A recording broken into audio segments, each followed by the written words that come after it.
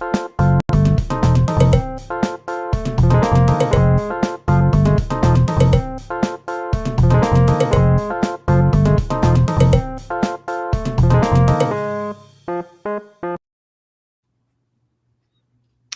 friends, and welcome to today's episode of Booked. I'm here with returning guest Ivan Scott. Thank you so much for coming today. How are you doing?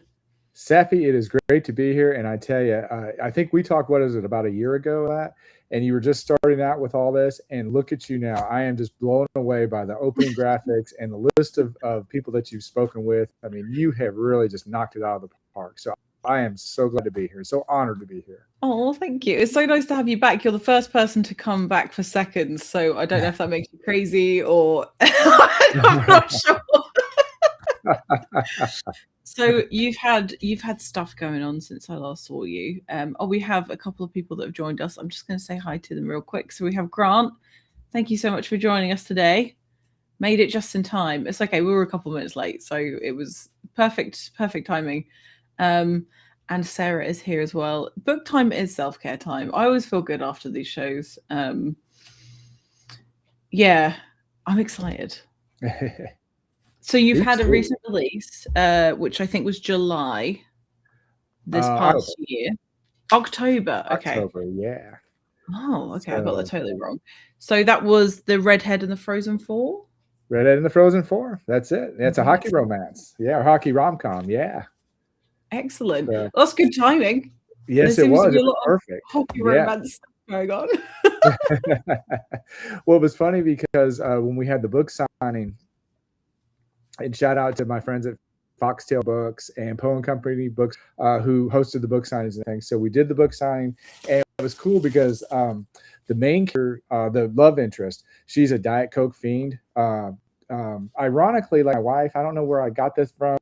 Safi, you know exactly what I'm talking. So even down to where I was asking her, what is it about McDonald's Diet Cokes that are so much different? What is it than just a regular Coke? She went into like the geometric and the mixture rates and the percentages and how they're stored in steel tanks instead of bags. The straws, the diameter is a lot bigger than regular straws. So the intake lets in more air combined with the carbonation and all. And I was just like, oh my God, you're frightening me. So of course that made it into the books. Excellent. I love that. You know exactly what I'm talking about. So so the little gift bags that we did, each bag had a book in it, and it had a tiny like little mini Diet Coke, and it also had little hockey sticks. So and the hockey sticks are cool. So this is an eraser, and it's a pencil. So I love that. So we gave out little props like that. So so it was all good. It was a fun time. So we had a good time. That is very cool. I love themed like goodie bags, and when people do giveaways for their books, I don't know how I'm going to cope when it comes time for me to pick things, because I think I'm just going to go crazy with it. I just love stuff like that. I know you have blue fountain pens for the Redhead and the fountain pen. That's right. I'm a huge fan of stuff like that. I love a gimmick. I'm so easily sold to as well. Like if people market things to me, I'm so easy. Nice packaging and themes. Big fan. So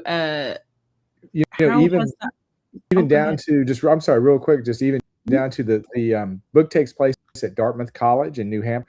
And so even down to, and on the cover, it's like she has a green scarf on, and we even had like green ribbon that we tied around the package, and we had like those little green and white, these little squiggly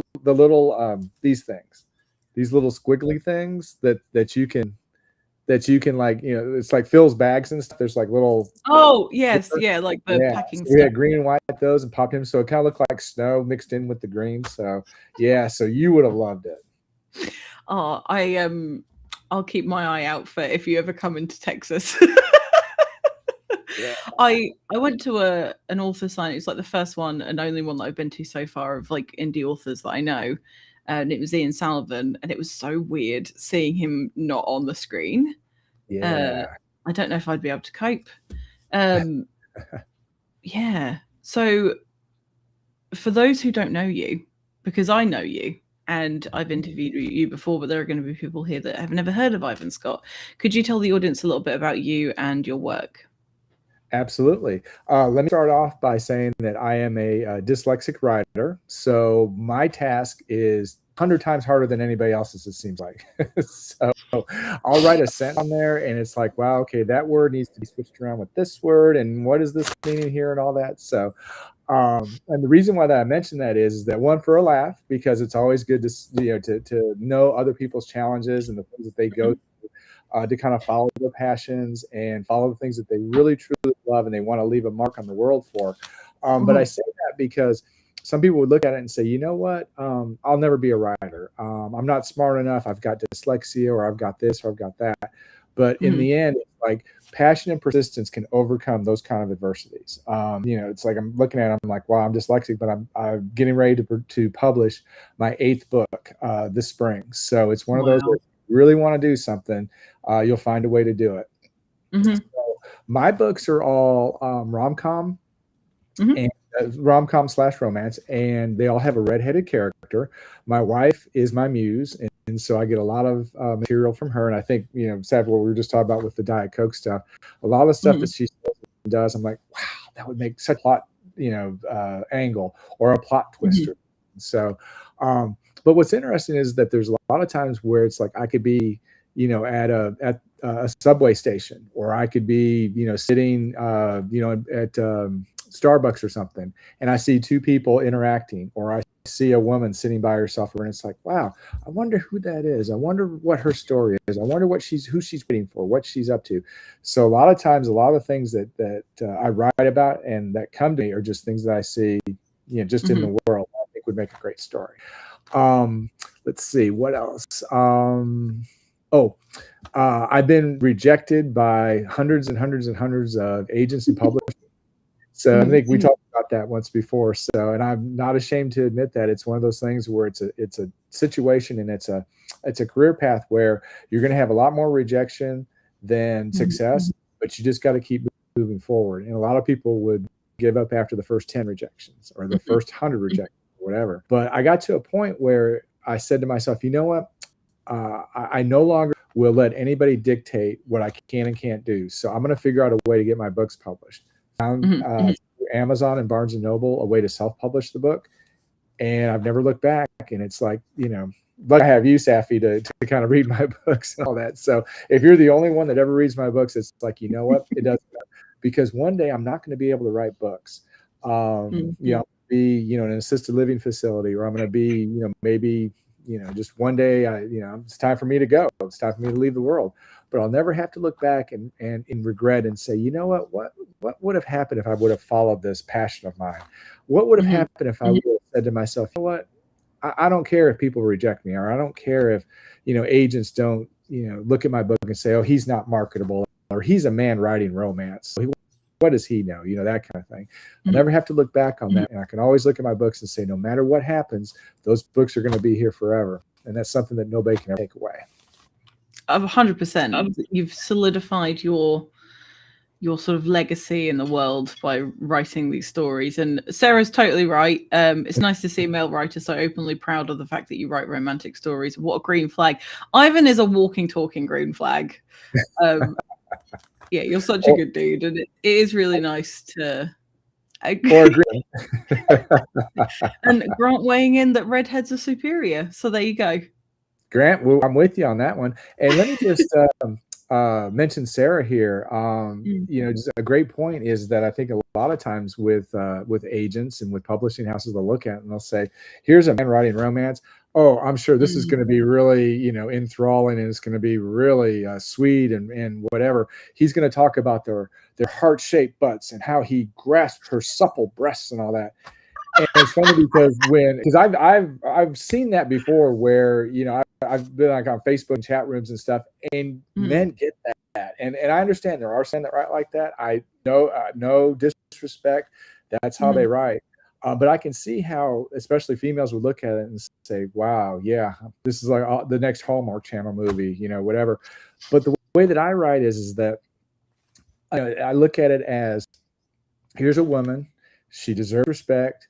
The man has to be there to be a gentleman, to do all the things that nurture a relationship, always have to lift her up, always make her the most important thing in his life. And so a lot of times with like my descriptions, I write more about the sparkle in somebody's eyes, or the way that the sunlight shined on her cinnamon hair, and how it was so attractive or so alluring to the male protagonist. And those are the kind of things that I write about, because I think they mean more. There's more felt sentiment in that, and in more than just a physical kind of thing where you throw somebody on the bed and you do, whatever, which I know there's spicy romances. I totally get that, and I respect that and all that, but I just write a different way. And hopefully if the female population will take a chance on my books, they will see this, and maybe it might strike a chord with them and say, wow, I kind of get where he's going with this.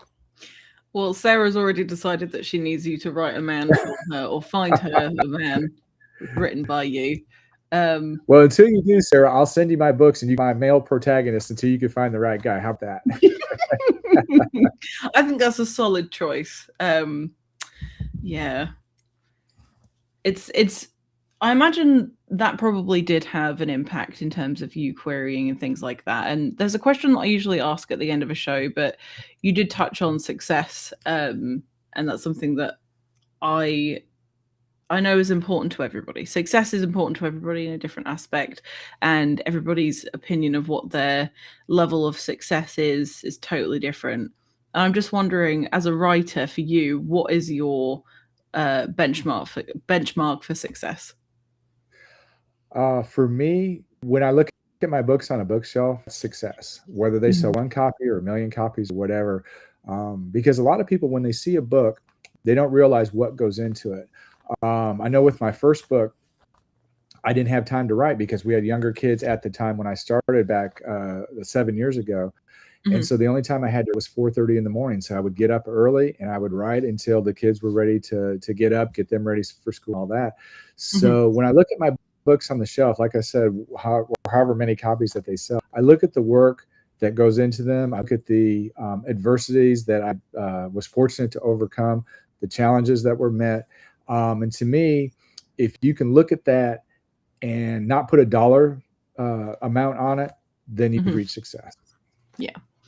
Yeah, that's the key thing. And I think if you wanted to make a lot of money, writing is not the best choice to go into. Some people get lucky, or they right place, right time sort of thing, but largely, unless you're doing it for the love of it, then I don't know that anybody would feel fulfilled in the writing industry, whether it's writing or the publishing side of things, because it should be done for the joy of it. And you can tell when you read your characters and read the plot lines that you create, Ivan, you can tell that you are excited to tell that story. You want to share that story with people, and that absolutely comes across. Like, you can tell when people are doing it for the right reasons when you're reading something, for sure. Yeah, and Safi, I know that as a writer, you being a writer as well. Let me ask you a quick question. When you write something that is, when you read it and it's like, oh my God, that is so perfect, that's exactly what I meant, and then you get that feeling, and then in your head you're saying, I can't believe it, I just wrote that. What is that feeling like for you? Because maybe that will kind of answer that question of when we talk about success and all that. When you create something and it just moves you emotionally, it's like, wow, I pulled that out of the air and now it's going to live forever. How does that feel? For me, it feels pretty unbelievable, to be honest, because this is not about me, and we're going to bring this back to you in a second. But I am filled with a lot of self-doubt, like a lot of people, and I have an incredibly low, I'm not asking for sympathy, I have a very low opinion of myself as a person, other than like my morality. So whenever I produce something that I actually believe is good, it's incredibly emotional for me, because I'm like, I can't believe that I'm happy with something that I've done. So yeah, that's kind of part of that success thing for me, is actually being proud of the thing that I've produced. Something that I find quite interesting, and I don't know if you found anything similar in your work, but for example, I've described a creature in the book that I'm working on. And in my mind, I had this really clear vision of what this thing was. And I did my best to describe it on the page. And I had an artist interpret it. And I also had a couple of other people read it and then tell me what they thought this thing looked like. And it was totally different to what I expected. But everybody said the same thing. Like the artist that created the drawing of this creature and those who have seen it and then read the description say that matches perfectly. And I thought that would annoy me, but I actually thought, well, that's the right thing then. You know, it's whatever people's imaginations can conjure, and that's something that I've found really hard to let go of. Is I really wanted people to see it differently, but I guess that's just how they see it, and I'm fine with it. And that was a weird growth thing for me. Really no, that's great. No, it really is. It really is. And it's funny because every day I look back when I started this, writing journey, if you want to call it that, and to today, and how much you change and how much you grow. And it's like every day you always strive to grow. Maybe you don't every day, but that's what your goal is. You're not gonna get there every day, like I said, but that's the plan, and that's kind of, like we said, the goal. And it's funny that you mentioned that about the different opinions, because in the book that I'm working on now, I'm talk more about it later. The one of the characters is Death, and she's on vacation, and she comes to visit a bookstore owner, and so all the people that see her have a different view of her. He thinks that she looks like Julianne Moore. Somebody else thinks that she looks like Cindy Crawford.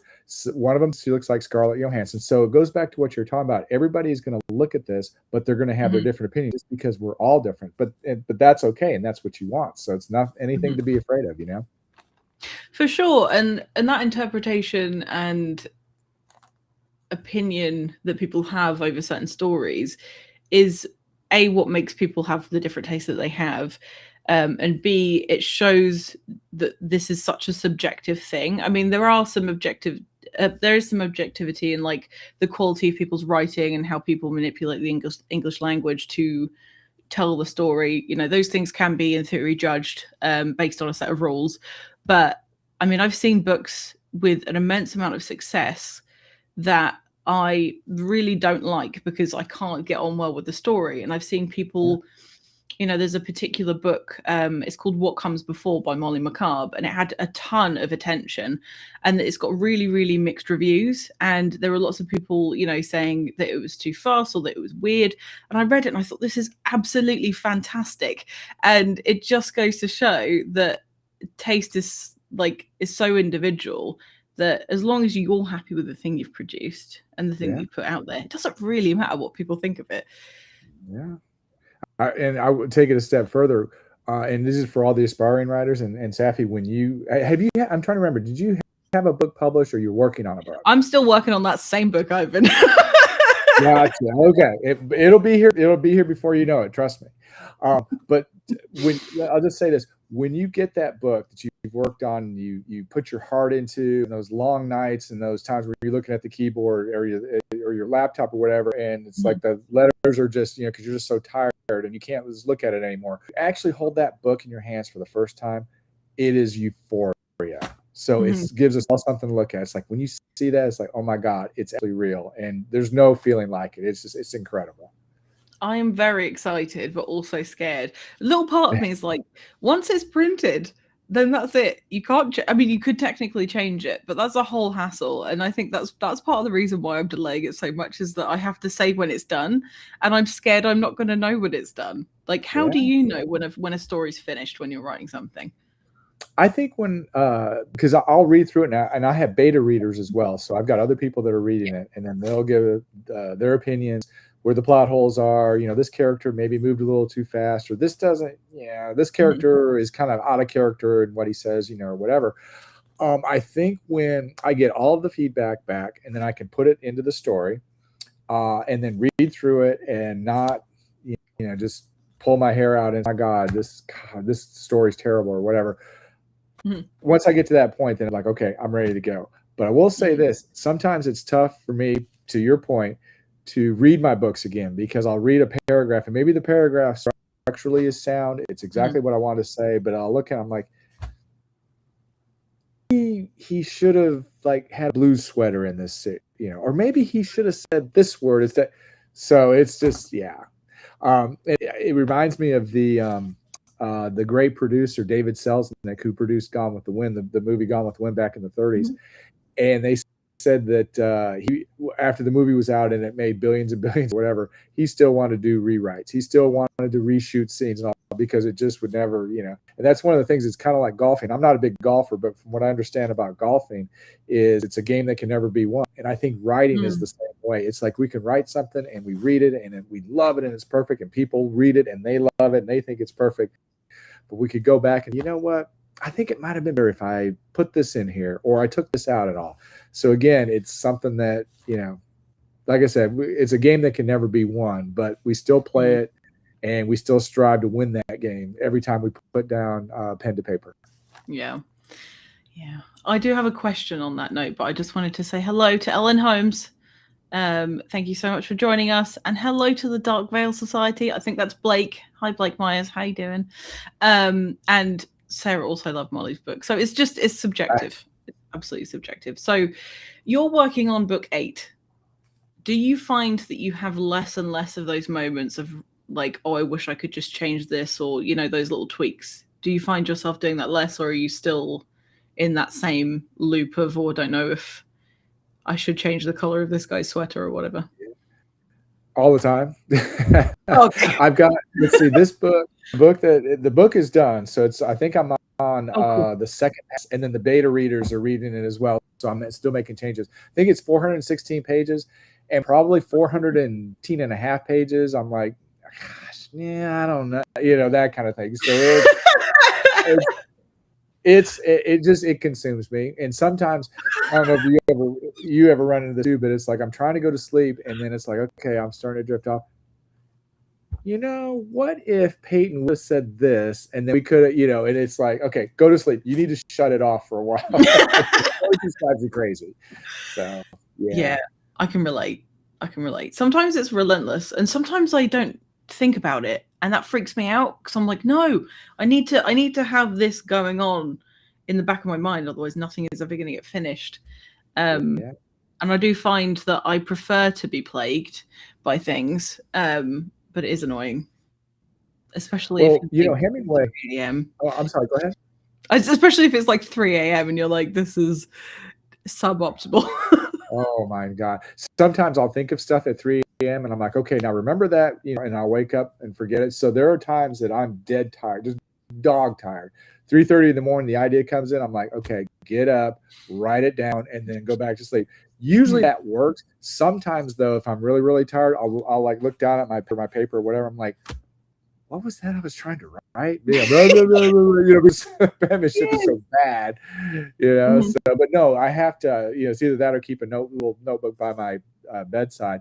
But Hemingway once said, and back to your point, is that when you're not working on the manuscript, it's best not to think about it. Just kind of get away with it with a clear head. And then that way, when you come back to it, all the thoughts that were jumbled up in your head are not prohibiting you from getting words on paper or typing the line. So it's best. And to me, I kind of feel like it's counterintuitive, but I understand what he's saying. And I've been trying to adhere to that a little bit, because I know that if I spend a little bit of time away, then when I come back to it, I feel a little more fresh. With my manuscript, and the ideas can flow a little bit better. That makes sense. I feel like I'm probably just going to keep being chaotic. Do your thing, Saffron. It just means that I'm not going to be producing 8 books in the next however long that you've been doing this. How long ago did you start this process again? 2019. So 7 years. Yeah, you overachiever. That's what I've decided. I don't know. Maybe just crazy. Overachiever's a good word. I like that better than saying I'm just wacko. It's like, what am I doing? But Safi, it's like a drug though. I can't stop. It's like when I've already got ideas that I've written down for book 9, and then I'm like, what about here? Okay, maybe for book 10, and I'm like, okay, I need to take a vacation. I need to just put this stuff down, walk away for a month or whatever, and just let it go. But sometimes I find when I skip a day, when I don't write, I feel really guilty. I'm like, wow, I didn't write today. I'm never going to get that day back, and it's like, you have to give yourself some grace. So, but it's addicting. I can't stop. There are worse things to be addicted to. So I think storytelling, as long as you're not using it to lie to people, I mean, there are worse things. So That is correct. you go, Ivan. You should do that. There we Um, go. you should keep doing that. So I've just added the QR code to Ivan's website, just in case anyone's interested in checking out his books. Have you revealed the name for book 8 yet? Yes, it's called The Redhead in the Bookstore. And Oh, would you like a little teaser about that?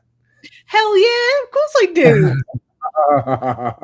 I love it. You're so saucy. That's one of the many things I like about you, Kathy. Is you're saucy. So, book. I thought you'd like that one. Book 8 is called The Redhead in the Bookstore, and it takes place in Atlanta, in a suburb in Atlanta called Buckhead. It is a bookstore owner named Peyton Kessler, and his bookstore is in the middle of a neighborhood. It's Buckhead, where they have torn down all the old buildings and they're putting up all these high-rise apartments, condos, high-end retail shops. And so the neighborhood is kind of changing from kind of a low-key area to high-end establishments and Rolls-Royce dealerships and Christian Louboutin shoes, Prada, and all, so it's one of those kind of neighborhoods. So he holds out because his bookstore was family owned. His father helped his grandfather haul the bricks to construct the store. So it's been there for 100 years. So he feels an emotional attachment to it. So a corporate attorney comes and she says, well, we want to buy your bookstore.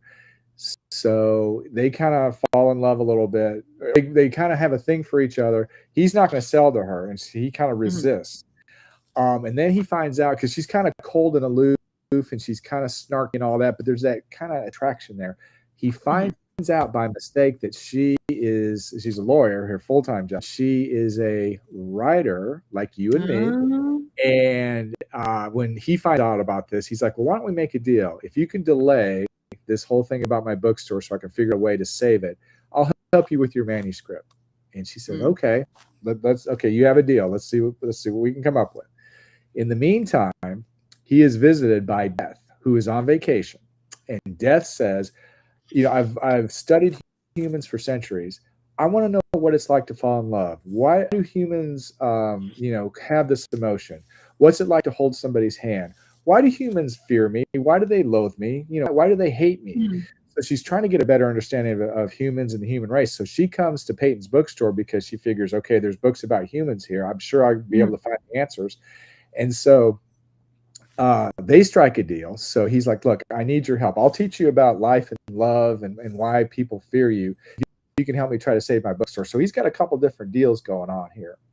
So in the meantime, he and Murphy, that's the lawyer's name, their relationship kind of blossoms a little bit. Then a critical part comes when he thinks that she has betrayed him and given the owners of the corporation inside information. So they're on the outs. So then this opens up the opportunity for Death, who he names Anastasia, because that is the Greek word for rebirth. So Anastasia comes in, and so they start to come together. Well, what we find out later is that Anastasia is there because she is supposed to take somebody from Buckhead back with her when she leaves for vacation. Is that Peyton? Is that Murphy? Is that somebody in the bookstore? Is it the boss that's trying to buy the bookstore? So that's where I'll leave it there. But let's just say we have ourselves a little bit of a love triangle, which is unique because Death is usually not in that love triangle. So that's what so you've got bookstores, you've got redheads, you've got you've got great witty banner, which I love. But putting dialogue on the page and how they kind of go back and forth with each other and all that. So so far it has been such a joy to write, and I really enjoy seeing the characters come to life. And back to what we were talking about, with like our books and our stories and how we get emotionally attached to them. Sometimes you get emotionally attached to the characters. And for me, my characters feel like they're real. And I think that helps because if you really want the reader to feel like they're real and have an emotional attachment, you have to feel it yourself and you have to write it that way. So I feel like these guys are like mine. Or I'm like, I can go to this bookstore and I can see Peyton and I can see Murphy and I can see Anastasia, that kind of thing. So, so the real people to me, there's a love triangle. There's a bookstore that could or could not be saved.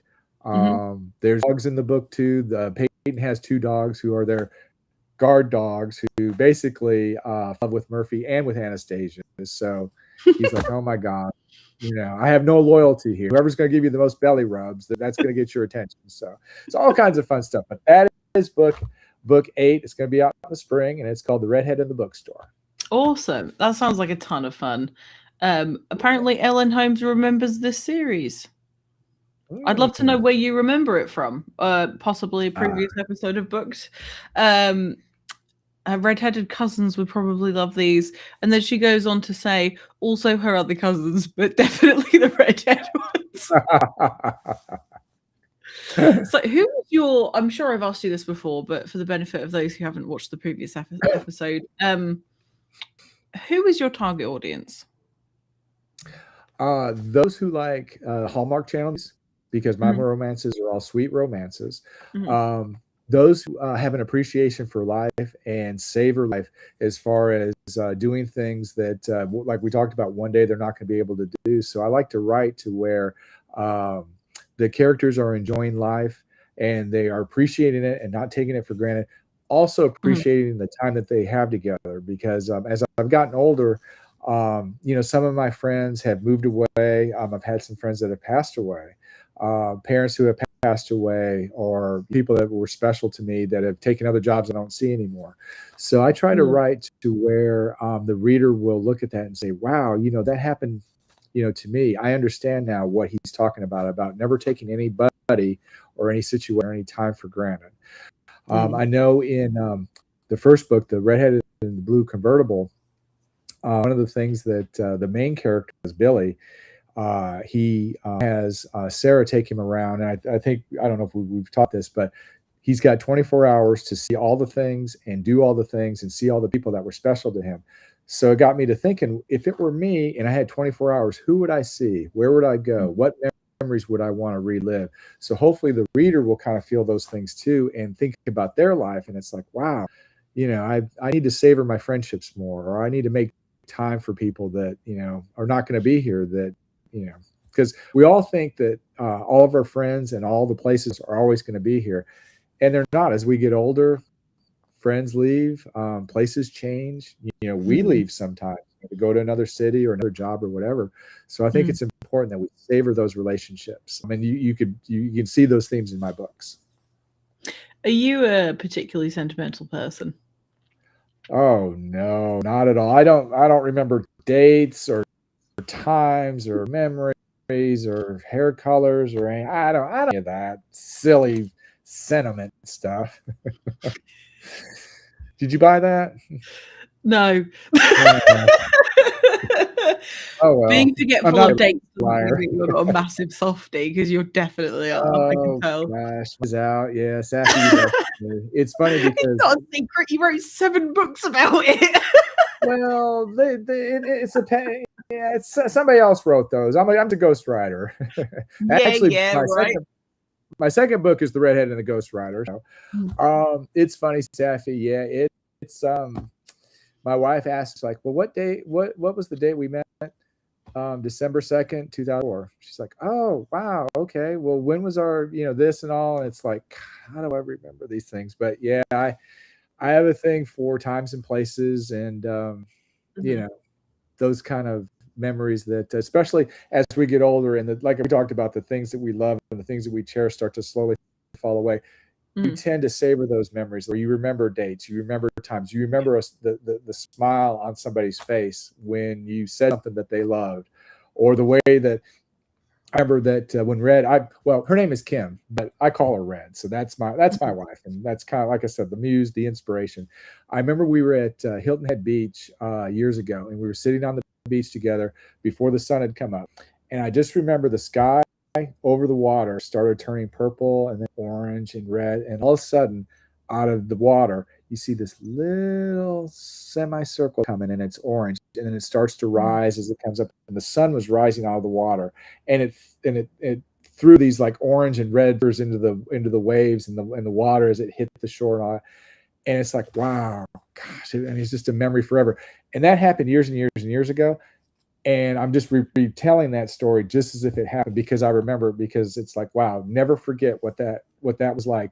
Mm. Your wife was with you. You were holding hands. You were watching the sun come up, and it's something. It's a memory I'll carry forever. So back to your question: am I sentimental? Nah.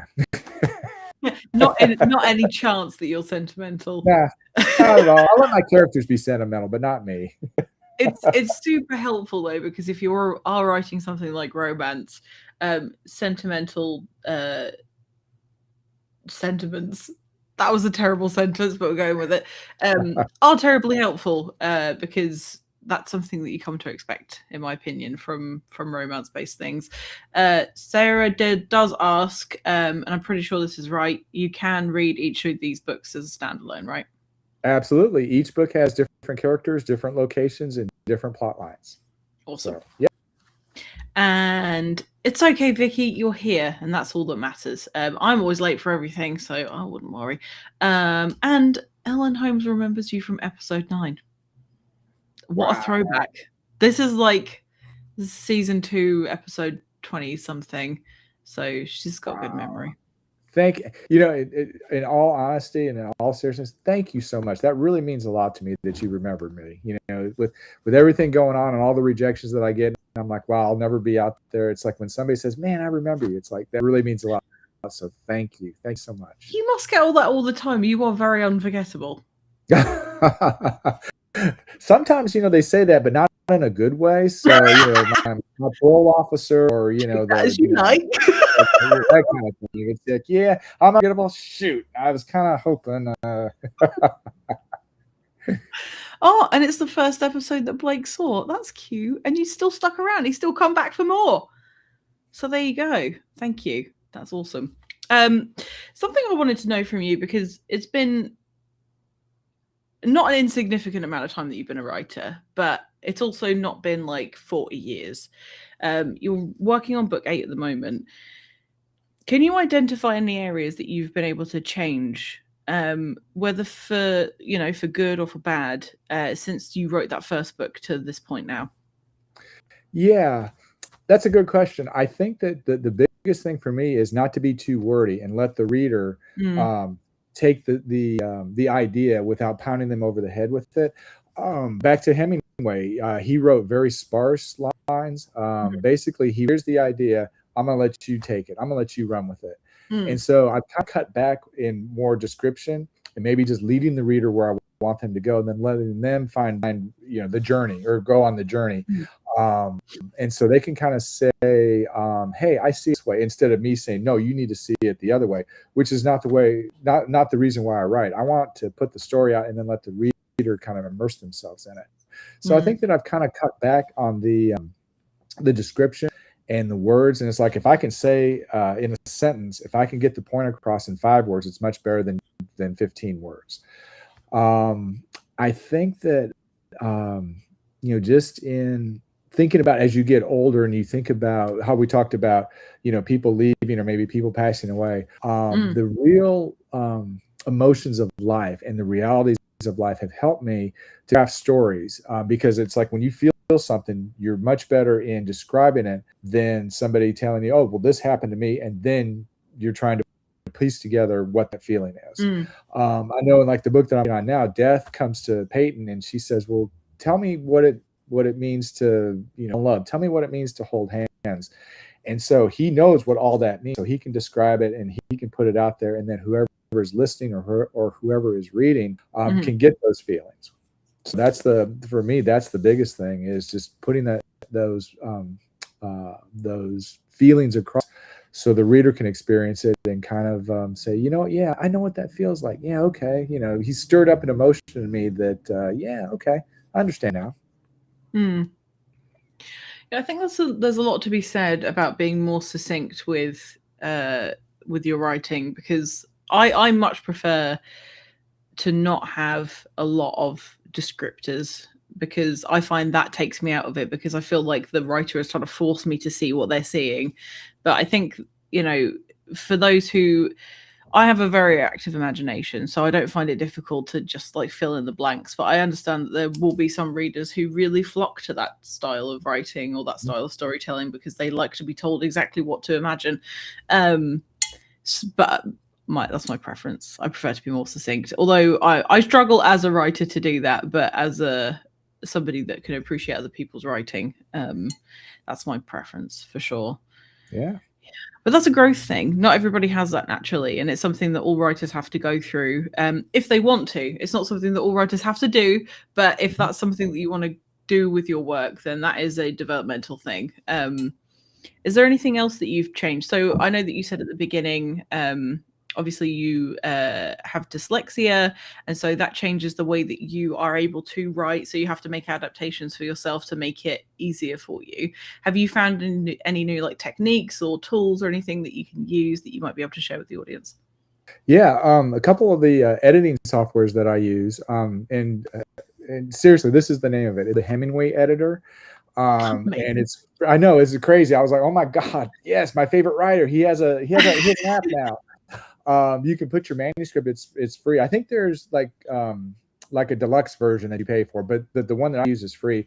You can copy and paste your manuscript into it. And I usually do it, well, it's by chapters because I think there's like a cutoff of however many words, but you can put it in there and it'll show you, okay, you have, this many adjectives and this sentence is too long and this sentence is hard to read, those kind of things.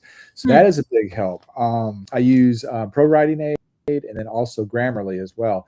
Because there's a lot of times when you'll write a sentence and it's like, oh, that's exactly what I mean. But somebody else can read it. And it's like, wow, I have no idea what he's talking about. So softwares, and I didn't have those at the begining when I started writing. Have been of help, and kind of like we talked about being a little more succinct. Sometimes, and these softwares will help with this. Sometimes, you read something for so long, you miss a period not being there, or you miss one of the quotation marks at the end not being there, and those softwares pick that up as well. It's like you can look at something over and over and over again, and then look at it again. It's like, why didn't I see that period that I missed, or why didn't I see this? So those softwares have been a huge help for me. And I didn't, like I said, I didn't have initially. So that's been a big deal. I think the other thing is when I get stuck, and we all get stuck, before I would be a little more, wow, I really need to figure to get this done, or I really need to figure out a way to get another chapter done or whatever. I've had a little more grace. I've learned grace. It's like, okay, put this away for a day or whatever. Then I'm going to come back to it and I'm going to figure it out. So it's having that confidence that I didn't have before, but also allow myself to say, you know what, let it sit for a minute. Where I'm not, wasting any time. I'm not, going to stop what I'm doing. But coming back to it sometimes is a big help. And again, I hate to keep mentioning his name, but that we've been talking about, one of the lessons that I learned from him is when you are writing, let's say like at the end of your writing period, you're getting ready for the day or the night or whatever. When you finish with right in the middle of your thought or the scene or whatever, and then put it away. When you come back the next day, pick up where you left off, because you're going to start fresh from that point, and you're not going to come into your manuscript cold the next day. So it's kind of like I'm already hit the ground running as I start in the morning because I left off last night. Oh, okay. This is what I was going to say last night. Boom. And then I go into my next chapter or whatever. But I found that was great advice as well, because sometimes, like, if you write and then you finish like a chapter, come back to it the next day, it's like, well, gosh, I'm kind of cold here. What am I gonna write about? If you leave yourself a little bit from the day before and pick up the next day, that'll get you going. I've tried that, because I remember you giving that advice or sharing that advice during your first episode, and I find that I forget what I was going to say. I can't do it. I'm glad it works for you, but I can't. I tried. You know what? Sometimes, and to be honest, I'm with you, Safi. It happens to me sometimes. But what I'll do is I'll maybe make a couple of bullet points in my notebook and say, for tomorrow, mention he drove the yellow car off the cliff. Mention, and then sometimes, because that'll help me, because if I forget, then I'm like, wait a minute, what was it that I was going to write? Then boom. And I tell you, even sometimes this happens to me. I'll be in the middle of a sentence and I'll start thinking, okay, what's he going to say? Whatever. And then when I get to what he was going to say, I forgot it. So it happens to me all the time too. I didn't think to make notes. I just was stopping halfway through a sentence and walking off. Okay, I'm going to try it again. I'll report back to you and let you know if Try that. Let me know how that works for you.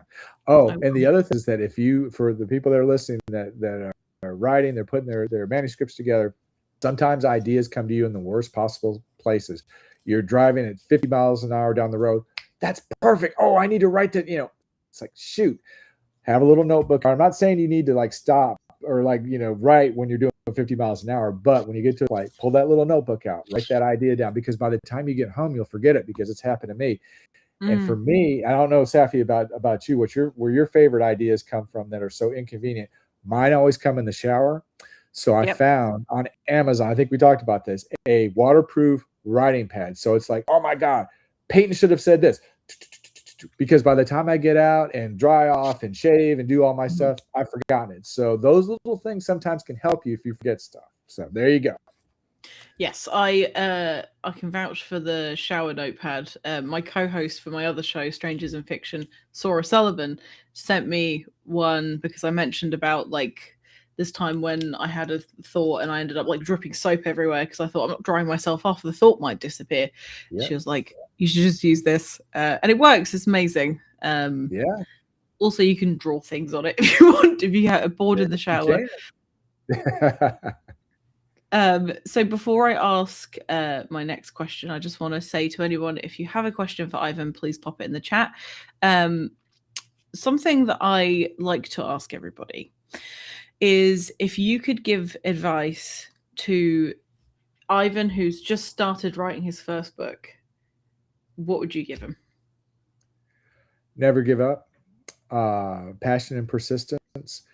Don't worry if you're having a bad day or if the words don't come, they will come eventually. The other thing is that if you really want to be a writer, you will be a writer. If you are not sure if you want to be a writer, if you say, yeah, I really want to write a book, I want to write a story, the writing process will find you. And if you the question, it will say, do you really like this? And one day you're going to have to answer it. And there's sometimes when there's people, and I've heard it before, oh, I'm going to write a book. Oh, it'll be so easy to write a book. I can just whatever. Fine, write the book. But it gets so tough and there's, oh my God, what am I doing? And then for me, that happens all the time. But the next morning, I'm like, it's kind of like sleeping off, being drunk from the night before. You sleep it off and it's like, okay, I'm ready to get back to it. Let's go to it. That's when it's like, okay, you know what? Yeah, I want to be a writer. I think this thing, like we talked about for me, is that, you're going to hit that wall. And when it comes, don't worry about it. Just say, you know what, this is what I want to do. Come hell or high water, I'm going to make it happen. And you'll make it happen. Like we talked about, the only time I had to write was 4:30 in the morning when I did my first book. But it's like my father always talked about, either you find a way or you find an excuse. Because everybody can say, I don't have the time to do it, or I'll do it next week, whatever. But if you really want to do it, you'll do it, and you'll do it well too, because anything that comes here is always going to be your best work. So the other thing is lean on fellow writers, join writers groups, get on Facebook, get on Instagram. I mean, that's how I met Safi. I mean, we lean on each other for stuff. She asks me questions, I'll ask her questions about stuff. And so having, what's the old phrase, having strength in numbers is always something that is a big help for me. So, and heck, if you hit the wall, send me an email. I'd be happy to talk you off the ledge. Because at the end of the day, there's nothing better than getting stories out that are going to live forever in the world. And no matter what happens after you get that first book done, or 2 books done, or 100 books done, or whatever, nobody can ever take that. It's such a sense of pride. So if you really want to do it, then do it. But that's the easy part. Just say, I'm going to do it, and go forward from there. Amazing. That is fantastic. Oh, for goodness sake, Sarah. That's fantastic advice. And I hope that somebody finds some inspiration in those incredible words.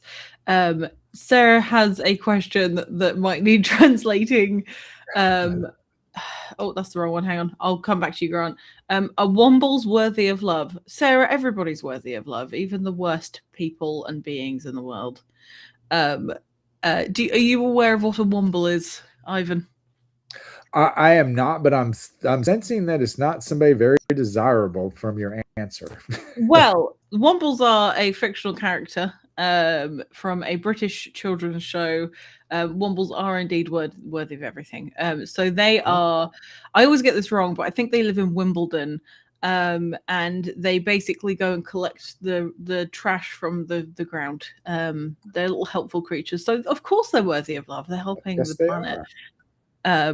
But after this, I'd like you to Google what is a womble. I will do it.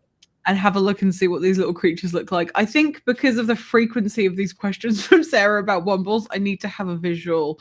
So for the next show, I think I'm going to try and get an image of a womble to show people if you're unaware. But it was huge when I was a kid. Yeah. So there's your homework, Ivan. You have to go. Okay, I'm on it. I am on it. So, do you ever get any ideas that come in your dreams, like Grant? I sometimes, a lot of times, and we talked about it, as soon as they do, I have to write them down or I'll forget them. But yeah, sometimes they do come in dreams, or something happen in the dream, like maybe it's something very emotional, very powerful, or maybe something that it's like, wow, was that really a dream? I'm like, wow, add that to the book. Because those emotions, oh, I understand what I was trying to describe. I understand what I was feeling, and that would be perfect in the book. So yes, that does happen. Do you ever, and it's okay if you don't want to answer this, have you ever woken up from a dream crying? Yes. I have. Isn't it like the trippiest thing ever? Because you have this like weird curtain of emotion, and then you have to come to terms with the fact that you are in fact awake. Yeah. And then you have to process like what actually happened to make me cry. Yeah. Those are the worst. I've woken up screaming as well. What is with that? That's not inspiration. That's just trauma, I think. Were you reading one of my books before bed or something? Is that why you? Your books don't scare me. Maybe not that, but I just think the reading might be scary. So maybe that's what it was. Oh no, not at all. I'm not going to ask you what you were dreaming about when you were crying. I was just curious. If that's it was probably a redhead walking away, waving goodbye or something. I don't know. Maybe that's what. But then you get to turn over and see your own redhead, and then be like, "Oh, everything's fine with the world." Yes, it is. And I agree, Vicky. Ivan is a lovely bloke. Vicky, thank you. That is so sweet to say. And it's funny that I love being a bloke. My third book, I think, was The Redhead in Tottenham. So it takes place in North London. And Safi, we talked about that. Are you an Arsenal fan?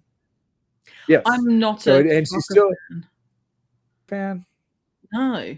Oh, okay. Because I was trying to remember when we talked about it, I was like, is it okay if I'm a Tottenham fan, since you're in, you have English and all that? Oh, yeah. I don't care what kind of thing you support, as long as it makes you happy. Yeah. So, and that was one of my favorite books to write because it was like, wow, going to London and going to England and Scotland, that's on my bucket list. So it's like, wow, somebody called me a bloke. Yeah, I'm good with this. I like that. It's going to be the highlight of the episode for you, I bet. You'll think about that in like 6 months to go, oh, Vicky called me a nice bloke. A nice bloke. That's even better. A lovely bloke, in fact, are the words I think she used. So, yes, that's awesome.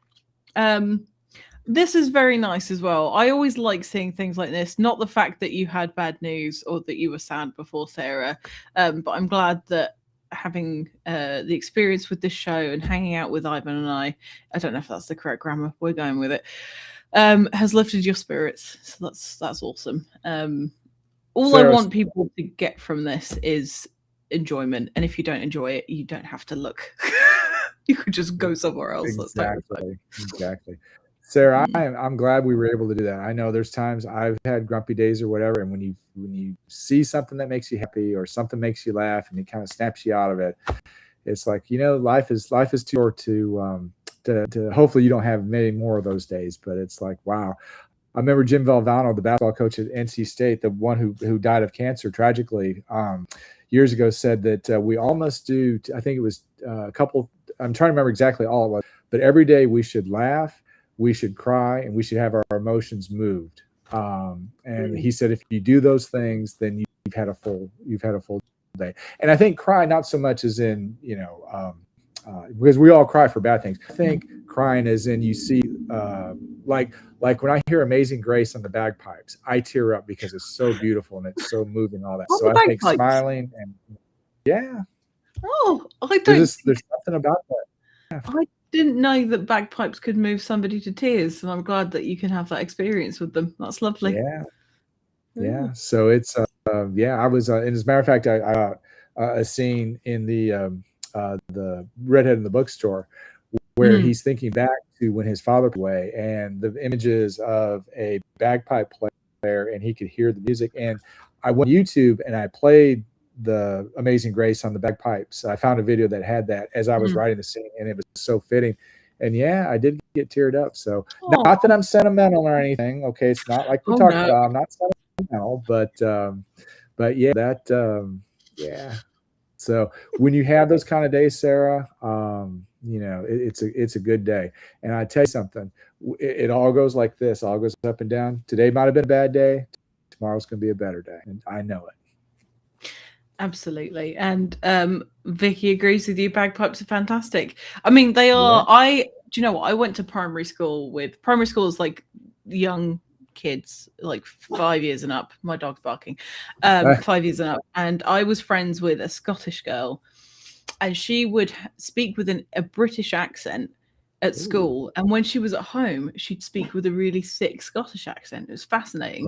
But I remember she was learning to play the bagpipes, and it was the wildest thing. Because I was there trying to play Mambo No. 5 on the on the tape player, and she was there trying to practice her bagpipes. It was a clash of the titans. Oh, British and a Scottish accent. Oh. I need another British character in my story. Say again, sorry. I need to create another British character in my stories, because I love it. When I was doing the Tottenham book, there was the female love interest was a Scottish soccer player, and in the first book, Sarah is from London. So, oh wow, oh yeah, love that. As I've said before, you did a very good job of writing a British character, because it didn't feel like a caricature, and I really appreciated that, because oftentimes it can be, and I am absolutely, this is a PSA for the rest of the world that's watching. Not everybody's from London, but the people that are from London are a diverse group of people.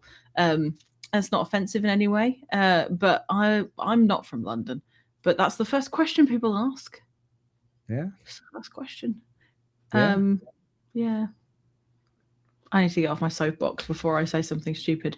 But anyway, before we wrap the episode up, I'm just going to give everyone one last chance to ask you a question in the chat if they want to. Is there anything that you wanted to talk about or mention before we part ways today? Just my heartfelt appreciation for making time for me, and for everybody that's on the YouTube channel right now that's taking time to talk or to listen to us talk and have fun and all that kind of stuff. It's like, wow. Like we talked about, what a day that you can have. It's like what's better than to be able to talk about books, journeys, and talk to other people about the things that they love and the stories that move them and the challenges that they've overcome. I mean, wow, what's better than, and even I'm tipping my cap to you too. Like we talked about, it's like, I remember, I think it was this time last year, you were just starting out. You're like, wow, I don't know if I'm gonna be able to do this. How's this going to happen? And I'm just like blown away by your graphics and your opening graphics and the just everything about this. It's amazing. And I'm so fortunate that our paths have crossed and we're able to talk about it. Hell yeah. And I'm sure I'm going to have you on again.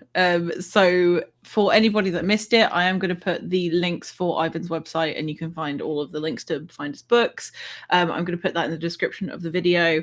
If you don't follow me on YouTube, please do that, because that's super helpful to me if you subscribe. So if you're watching on Twitter or Instagram, please go and find @BookedPod at YouTube. I don't normally say things like that, but I've been told that I need to do that more. So please go and subscribe to the channel, because you'll get to meet more indie authors, and you'll get to know them better, and you'll learn about their books and their creative process. And I might say weird things about Wombles with Sarah. Anything could happen. At the moment, the shows are on Mondays and Wednesdays. I've got occasional shows on Fridays, but it's at least twice a week that you can come and meet a new person. So yeah, thank you so much for joining me today. I'm just going to double check the chat. Sarah follows me in real life. I know I can sense you in the bushes. Yeah, so thank you so much for joining me today, Ivan, and I'm sure I'll see you around again soon. It sounds good, Safi. I look forward to it. Goodbye, everybody.